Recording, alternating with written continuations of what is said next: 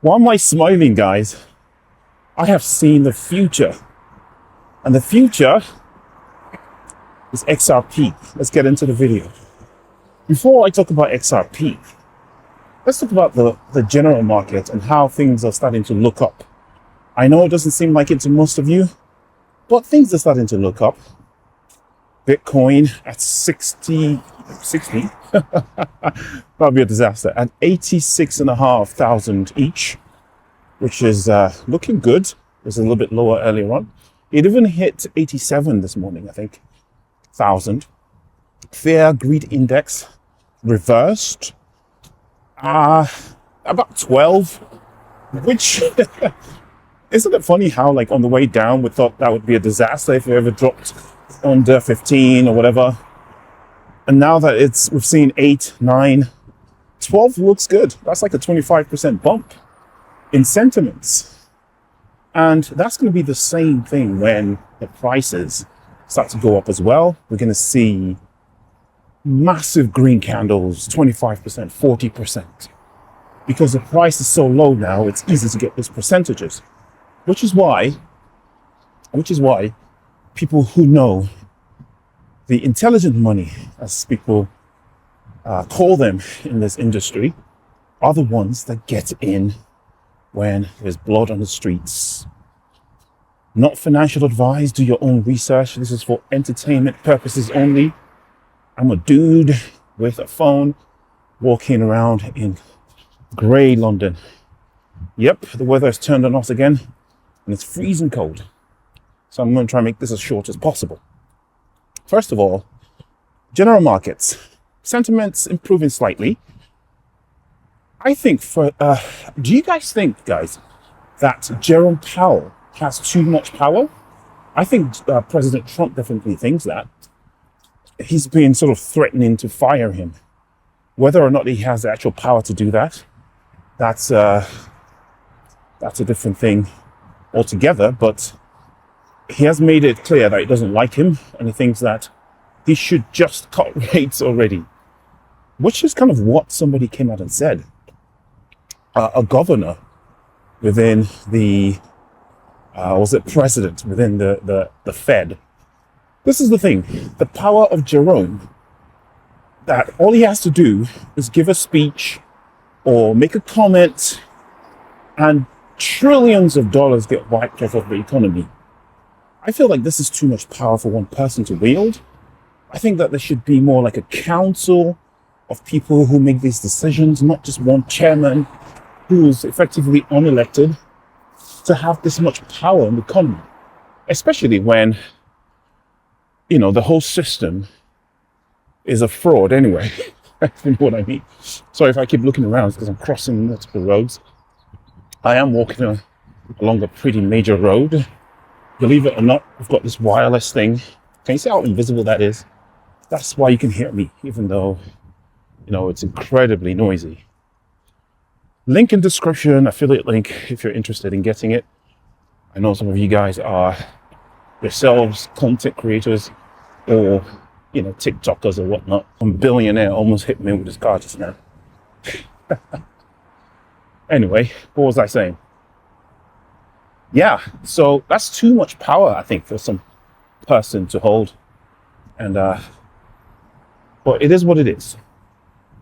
So somebody has come out and said that, the data may say one thing, but what the Fed should do anyway is cut rates regardless. So that has kind of lifted the market sentiment. I don't know, Wall Street is so fickle, man. It's like the slightest thing and they jump and react, right? And it's kind of, I used to work in that industry, by the way, and it reminds me of the cutthroat environment, high octane environment. And that's why they react the way they do. Because every second counts, right? Every decision could be a make or break. Every trade could make the difference between making 10 billion or losing 10 billion, making your targets or missing your targets. So these fund managers, these portfolio managers, wealth managers, they are constantly watching the news. And now we have AI and algorithms and bots that are also scanning the news, making these knee-jerk reactions immediately any bit of news comes out. Like they're waiting for anything. And whatever comes out of the Fed, Jerome Powell, etc., is a big chunk of that algorithm, right? So personally, I think he wields too much power. I really do. So, anyway, economy looking better. Today is Monday.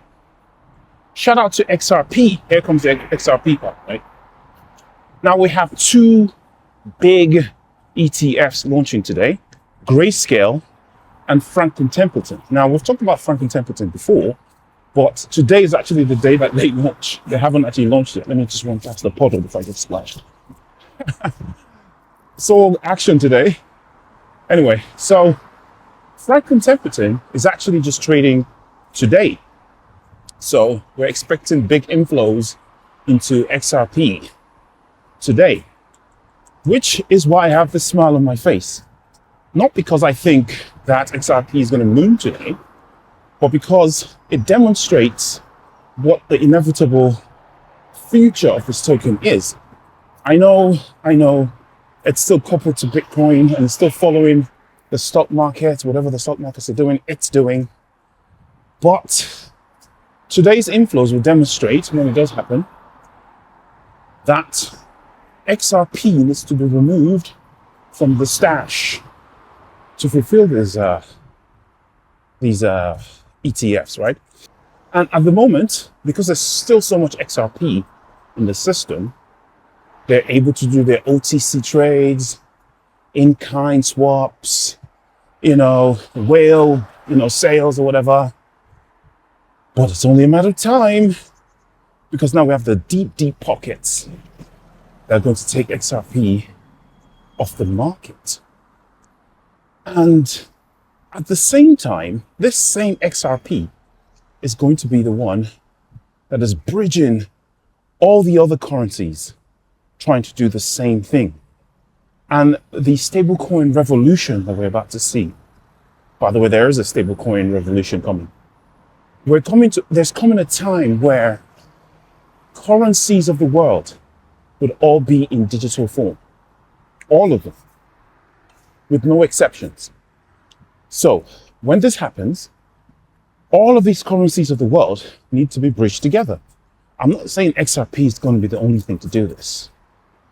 Obviously, you have Chainlink and all these other combinations thereof. But none of them is a one-stop shop like XRP is. And that ledger is capable of bridging pretty much all of the currencies on the planet at the moment. Let that sink in. And you saw my previous video that I made about this, how government agents like our finance minister here in the UK are meeting up with, presidents and executives at Ripple. We have these people sitting on the Ripple board of directors. So there are some meetings that just take place in the boardroom that we don't know about, we don't hear about. There's no special announcement. Nobody writes about it because these people are already on the board. Those decisions are kind of already made. So we're just rolling things out now. And it's insane when you think about all of this, that we're still able to buy XRP under $2. Well, not today, not under $2 anymore. It's $2.05 now, but that's effectively $2 to me.